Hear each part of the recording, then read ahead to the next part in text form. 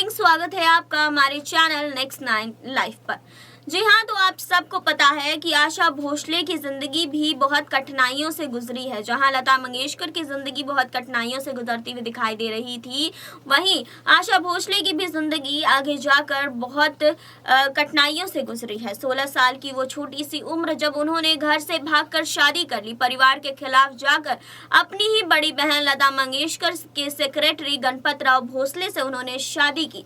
यहाँ पर पूरा परिवार उनके खिलाफ था, यहाँ तक कि उनकी बड़ी बहन लता मंगेशकर भी उनके खिलाफ थी, क्योंकि लता मंगेशकर जी जानती थी कि ये शादी ज्यादा दिनों तक नहीं चल पाएगी। और हुआ भी ऐसा ही। 11 सालों के बाद घरेलू हिंसा की वजह से अलग हो गए गणपत राव भोसले और आशा भोसले। अब यहाँ पर काफी सालों के बाद उन्हें मुलाकात उनकी हुई आर.डी. बर्मन से। आपको बता दें कि जिस समय उनकी शादी गणपत राव भोसले से हुई थी, उसी समय उनकी मुलाकात आर.डी. बर्मन से हुई थी। लेकिन यहाँ पर दोनों की बातचीत 10 सालों तक बंद रही। 1966 में जब दोनों ने साथ गाना शुरू किया, तब दोनों को एक दूसरे से प्यार हो गया। इस समय ये दोनों अपने अपने वाइफ और हस्बैंड से अलग हो चुके थे।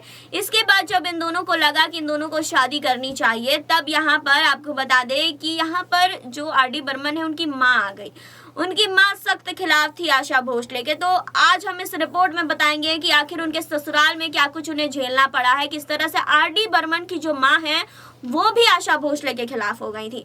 तो आपको बताएंगे, लेकिन यहाँ नहीं, आगे इस रिपोर्ट में। आशा भोसले और संगीतकार राहुल देव बर्मन की जोड़ी ने हिंदी फिल्म इंडस्ट्री को एक से एक नायाब गाने दिया। आर.डी. बर्मन को एक ऐसे संगीतकार के रूप में जाना गया जिन्होंने पारंपरिक फिल्म संगीत से अलग हटकर एक नए ट्रेंड की शुरुआत की। उनके नए संगीत और आशा भोसले की दमदार आवाज़ ने संगीत की दुनिया में कई सालों तक राज किया। अब इसी दौरान दोनों के बीच नज़दीकियाँ बढ़ी। हालांकि दोनों की पहली मुलाकात इसके 10 साल पहले ही हुई थी। आशा भोसले उस समय गायकी के क्षेत्र में बड़ी स्टार बन चुकी थी, जबकि आर.डी. बर्मन ने अपने संगीत के दौरान इसकी शुरुआत नहीं की थी। दोनों की पहली मुलाकात साल 1956 में हुई। आशा भोसले उन दोनों स्टार थी, तो पहली मुलाकात में आर.डी. बर्मन ने उनसे ऑटोग्राफ लिया था। इसके 10 सालों तक आशा भोसले और उनके बीच किसी भी तरह की कोई बातचीत नहीं हुई। अब इस बीच दोनों की शादियां भी हो गई थी। आशा की शादी गणपत राव भोसले से हुई, तो आर.डी. बर्मन ने रीता पटेल से शादी कर ली थी। आर.डी. बर्मन जब संगीत की दुनिया में आए तो उन्होंने आशा भोसले से संपर्क किया।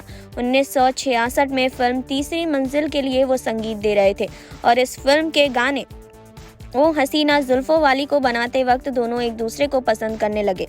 फिल्म के गाने हिट हुए तो साथ ही ये जोड़ी भी चर्चा में आ गई। इसके बाद दोनों ने साथ में कई फिल्मों में काम किया।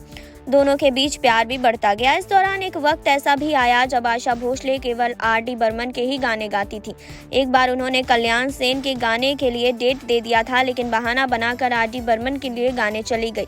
जब इस बात का पता आर.डी. बर्मन को चला तो उन्होंने आशा को डांट भी लगाई। अब इसी नोकझोंक के बीच इनका प्यार परवान चढ़ता गया। इधर दोनों की शादीशुदा जिंदगी भी ठीक ठाक नहीं चल रही थी। दोनों ने अपने अपने पार्टनर से अलग हो चुके थे।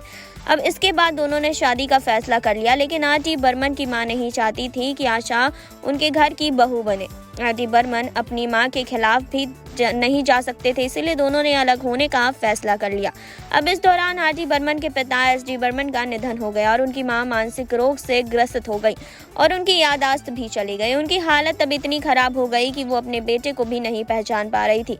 मां की खराब तबीयत को देखकर आर.डी. बर्मन ने फैसला किया कि वो आशा से शादी कर लेंगे। इसके बाद दोनों ने साल 1980 में शादी की। आशा की पहली शादी का किस्सा भी दिलचस्प है।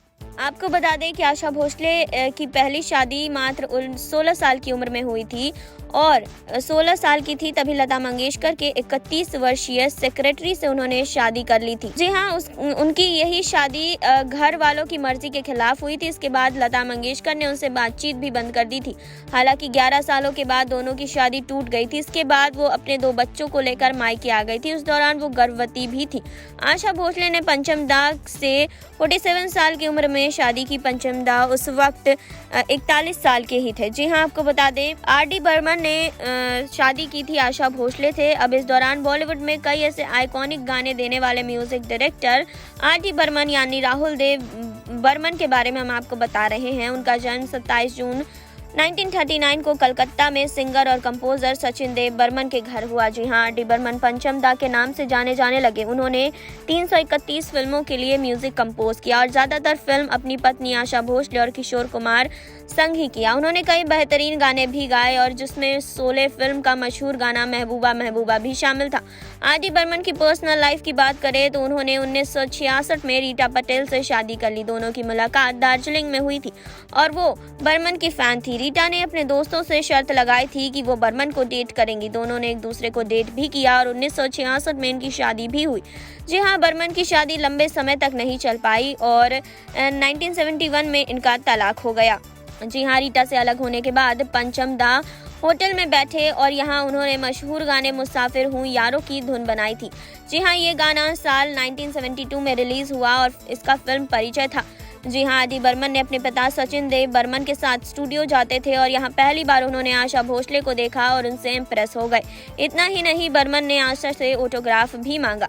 बर्मन और आशा ने कई बार एक साथ काम किया। दोनों को संगीत से प्यार था और यही उन्हें करीब लेकर आया। आशा उम्र में 6 साल बड़ी थी।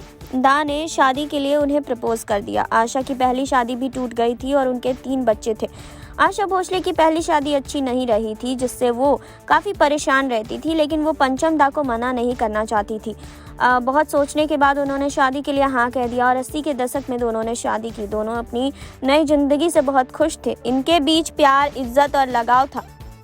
दोनों एक दूसरे को अच्छी तरह समझते भी थे। आशा अपने लिए जैसी ज़िंदगी चाहती थी वैसी लाइफ उन्हें मिल गई। आर डी बर्मन को शराब और सिगरेट की आदत थी जिसके चलते आशा उनसे अलग हो गई। हालांकि इसके बाद भी दोनों अक्सर मिलते थे और साथ समय बिताते थे। बर्मन की खराब आदतों के चलते उन्हें हार्ट अटैक आया और आशा ने उनकी हर मुमकिन कोशिश की, लेकिन आशा हर हफ्ते पंचम दा से मिलने उनके घर भी जाती थी। लेकिन साल 1994 में एक शाम उनसे मिलने घर पहुंची और उन्हें कोई नहीं मिला। उसी शाम बर्मन के घर काम करने वाले शख्स ने आशा को फ़ोन कर बताया कि उनकी तबीयत खराब है और वो अस्पताल में भर्ती हैं। इसके बाद 4 जनवरी 1994 को उनका निधन हो गया।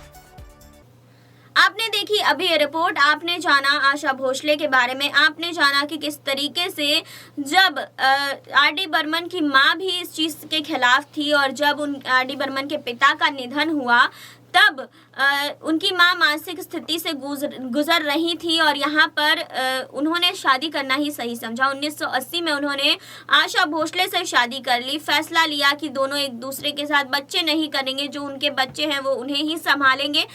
तो लेकिन इसके बाद भी आर डी बर्मन से शादी करने के 14 साल बाद आपको बता दें कि आर डी बर्मन का भी निधन हो गया। तो एक दर्दनाक जिंदगी कहीं ना कहीं आशा भोसले ने झेली है। बच्चे भी उनके नहीं रहे। बात कर रहे हैं वर्षा भोसले और हेमंत भोसले की, तो उन दोनों का भी निधन हो गया। तो अब अकेले ही अपनी जिंदगी गुजार रही हैं। तो फिलहाल इस रिपोर्ट पर आपका क्या कहना है कमेंट बॉक्स में हमें बताइए। जुड़े रहिए हमारे साथ, लाइक कीजिए, सब्सक्राइब कीजिए, बेल आइकन दबाना बिल्कुल ना भूलें।